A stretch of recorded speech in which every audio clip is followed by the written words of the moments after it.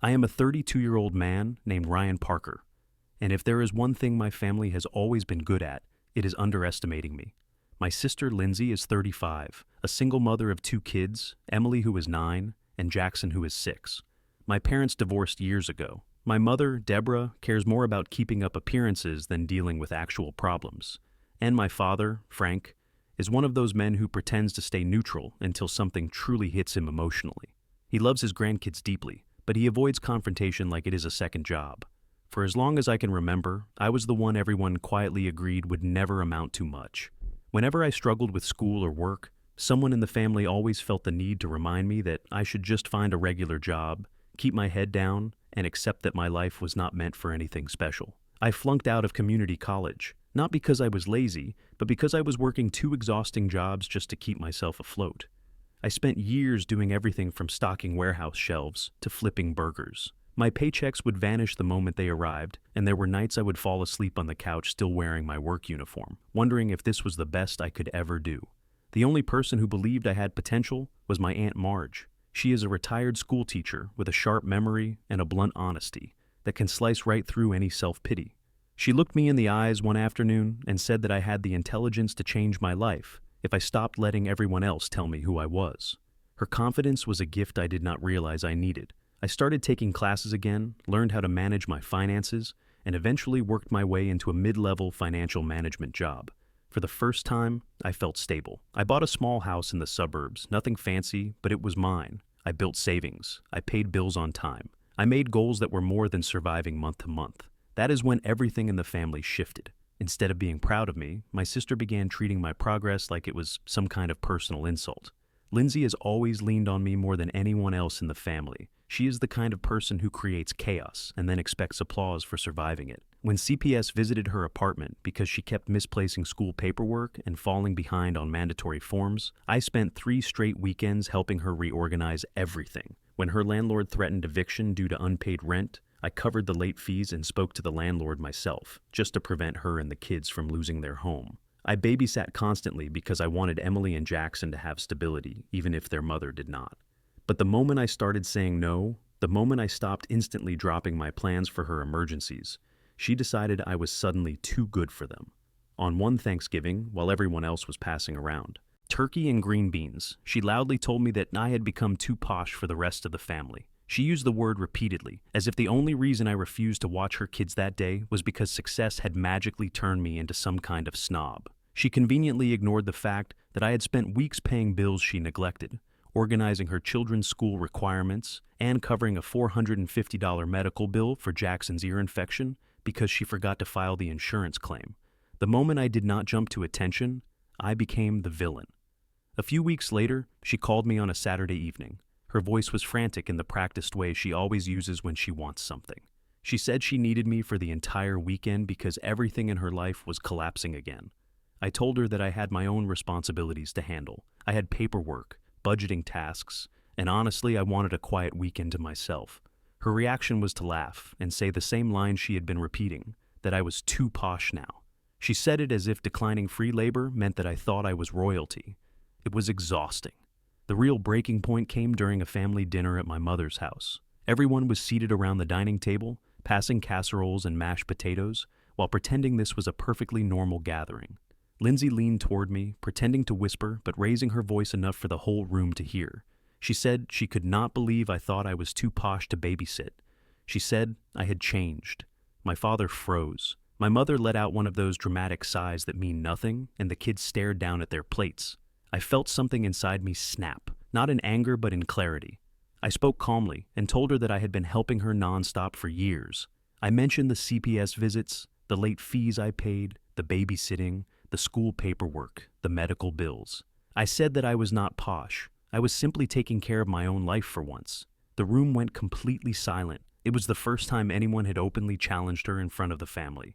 Lindsay's face tightened, and she immediately accused me of making it about money. She said I was selfish.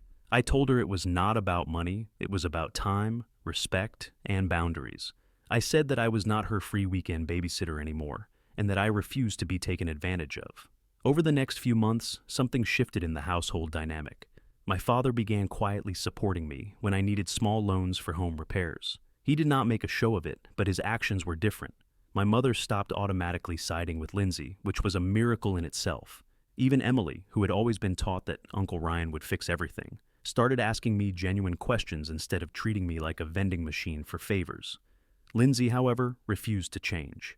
Instead of learning anything from the confrontation, she escalated. She started showing up at my house without warning, sometimes with the kids standing awkwardly behind her. She would push the narrative that I had obligations to help her, simply because I always had before. She tried guilt, manipulation, dramatics, anything she could think of to wear me down. But each time she arrived at my door, expecting me to drop my entire weekend for her convenience, I reminded her that she was capable of figuring out her own problems. Each time, I calmly explained, "I can't this weekend, Lindsay. You need to figure this out on your own." The months after I finally stopped being Lindsay's on-call crisis manager felt strangely quiet at first. I kept expecting to hear a pounding on my door or see her name lighting up my phone at 2 a.m, demanding help with some new catastrophe. Instead, she shifted tactics. She stopped asking me directly and went straight to working on the rest of the family, weaving this story where I had abandoned her and the kids at the worst possible time. I knew it was coming. It was her pattern. When guilt failed, she doubled down on performance.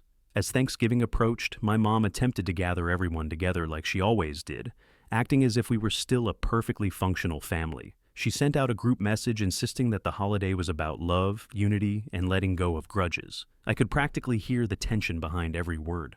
I agreed to come, not because I thought it would be peaceful, but because I was tired of being painted as the one who stopped participating. I wanted to show up, sit at that table, and let everyone see that boundaries did not mean distance.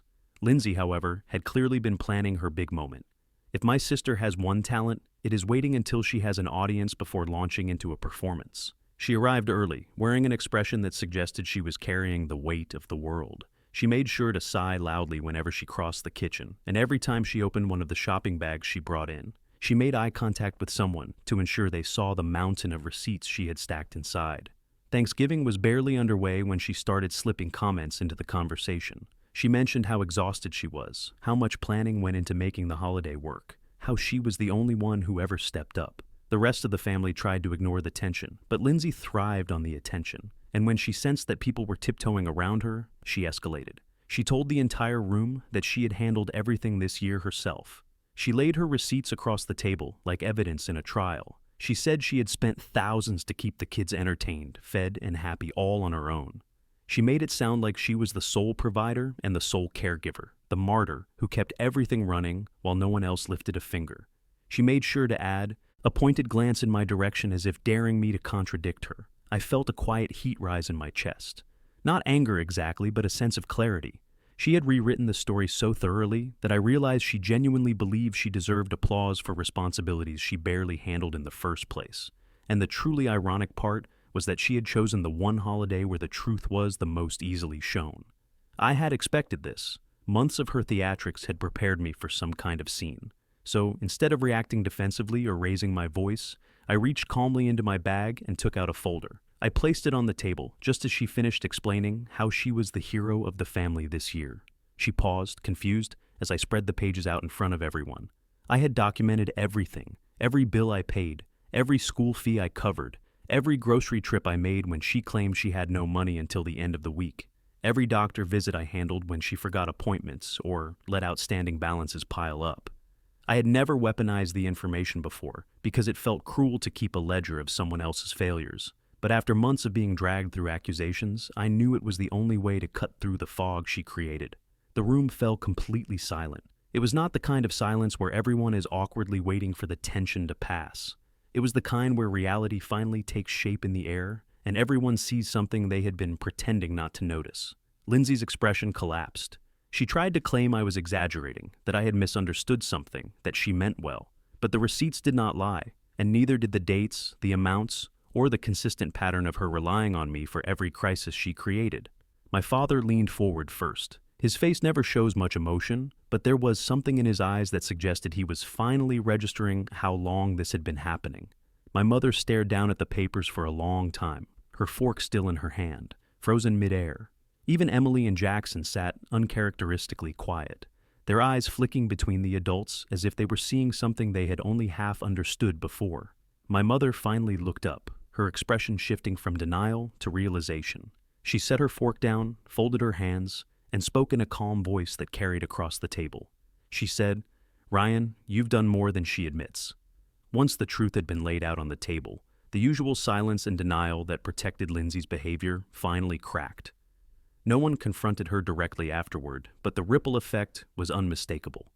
My father became less tolerant of her theatrics. My mother stopped brushing off her outbursts, and the extended family started paying attention in a way they never had before. It was strange watching the curtain finally get pulled back on something I had been dealing with alone for years. The early winter months were always the busiest for my job, so I stayed focused on work and tried to keep my distance from the never-ending swirl of family drama. But avoiding it completely was impossible, especially when Lindsay refused to accept that her usual strategies were no longer working on me. With me no longer available to absorb the chaos, she started looking for a new target. That is when she set her sights on our younger cousin, Jamie. Jamie is 23, fresh out of college, kind-hearted, and a little too eager to keep everyone happy. He is the type who has trouble saying no, even when he really needs to, which made him the perfect candidate in Lindsay's mind. It did not take long before she cornered him during a family gathering, painting a dramatic story about how overwhelmed she was and how he should step in the same way I used to. She spun this narrative about how helping family was a responsibility, how the kids needed stability, and how she could really use someone reliable stepping up, since I apparently had other priorities now. When Jamie told me about it later, he looked stressed and unsure, as if he had already internalized the guilt she planted. He said she made it sound like babysitting for her was some noble duty I had cruelly abandoned. I could see the beginning of that familiar trap tightening around him, and I refused to let him get dragged into the same cycle I spent years trying to escape. I explained everything, from the constant financial emergencies, to the unannounced drop-offs, to the guilt-ridden monologues she used to keep me compliant.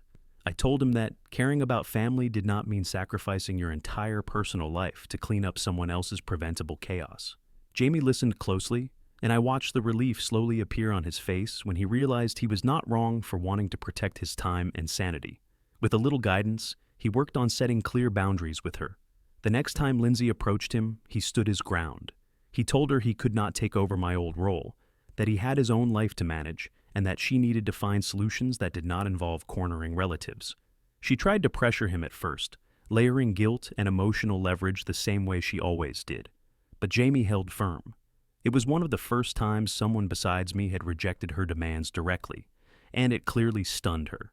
But the biggest shift of all came not from the adults, but from the kids. Emily and Jackson had grown up watching their mother bounce from crisis to crisis, dragging them into every storm. They were used to plans changing, food running out, bills going unpaid, and Lindsay crying in front of them whenever life felt too heavy. Kids notice far more than adults admit. They absorb it quietly, storing the confusion like unspoken secrets. And when I pulled back from being their mother's unofficial safety net, they started seeing the situation without the usual distractions. Emily especially began to observe the patterns. She is 9, smart, thoughtful, and more perceptive than her mother realizes.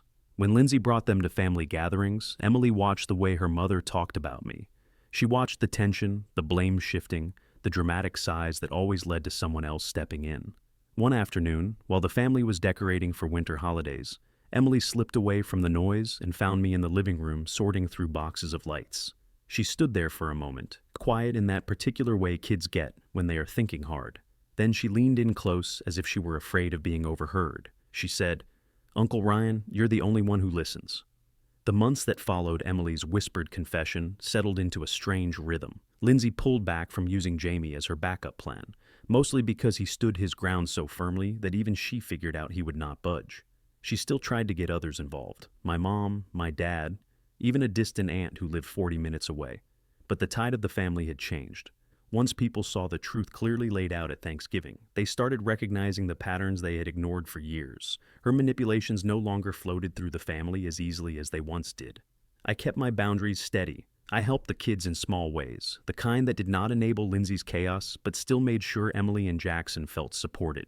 Homework tutoring, occasional rides, a few quiet afternoons where they needed a break from the emotional climate at home. They responded to structure like plants finally getting sunlight. Their grades improved, their moods stabilized. Emily began talking more freely, and Jackson grew less anxious around adults. Those little shifts told me more than any dramatic confrontation ever could.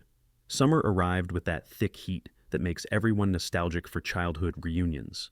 My mother had planned a big family gathering at a local park. It was the kind of event filled with folding tables, mismatched coolers, lawn chairs, and the inevitable pile of cousins wrestling in the grass. I went with no expectations, no defensiveness, just the desire to show up without the weight I used to carry. But Lindsay never missed an opportunity for an audience, and this reunion was no different. She waited until enough people had arrived to form a crowd. Then she began her performance. She complained loudly about how overwhelmed she was, how she carried everything alone, how certain people in the family never stepped up, and how she had been left to fend for herself because I had apparently washed my hands of responsibility. She used the same lines she always did, but this time with more bitterness, more theatrical sighs, more glances thrown in my direction to bait me into a reaction. I did not take the bait. I stayed calm, listening quietly, letting her dig the hole. She always dug when she felt cornered. And when she finally hit her crescendo, when she turned toward the group and announced that I never help and never would, I reached into my backpack and pulled out the folder I had prepared weeks earlier. I had anticipated this moment, not because I wanted to humiliate her, but because I knew she would try one last time to rewrite the story. I handed copies of my documentation to every adult standing nearby. Clean sheets, organized, easy to read, a full account of the past year, school fees, groceries, unexpected medical bills, the receipts from clothing I bought on the days she insisted the kids had nothing to wear, and the spreadsheet that totaled the support I had given her down to the last cent. $1,750 in a single year, not counting the hours of labor she took for granted. People scanned the papers silently. There was no dramatic gasp or explosion of confrontation, just a slow, growing understanding spreading across the group. Aunts, uncles, cousins. Even my father, who rarely commented on anything, read through the pages with a tight jaw and a heavy breath. My mother's eyes lingered on the totals, and I could see in her expression that she was replaying every time Lindsay had called me posh or claimed I was selfish. Lindsay saw their faces and froze. She tried to brush it off, claiming the numbers were exaggerated or irrelevant, but she had no counter-argument. She had nothing to show, nothing to refute, nothing to twist into a different story. She could not redirect the attention or cast herself as the victim anymore. For the first time in years, silence worked against her instead of for her. She stomped away across the grass, her sandals kicking up dust behind her, muttering about unfair treatment and betrayal. But there was no applause, no sympathy following her this time. She walked away alone in a way she had not expected. What surprised me most was the feeling that settled in my chest afterward. It was not triumph in the way victory usually feels. It was something calmer and heavier, the recognition that truth had finally won out over noise. I realized I did not need to raise my voice, match her theatrics, or defend myself endlessly. All I needed was honesty, clarity, and boundaries. After that day, the family dynamic shifted into something more balanced. No one treated me like the automatic fix-it man anymore. People asked before assuming. The guilt trips that once followed me around like shadows finally lost their shape. And when I did help the kids, it was on my terms, not because I was pressured into cleaning up someone else's life. Lindsay backed off. Not entirely because that is not who she is, but enough that the air around family gatherings felt lighter. The kids grew closer to me, not because they needed rescuing, but because they trusted me. They knew that when I showed up, it was from choice, not obligation, and, somewhere in the midst of all of that, I gained something I had not realized was missing, my family's respect and my own. And for the first time in years, I could enjoy a family dinner without the shadow of entitlement and guilt hanging over me.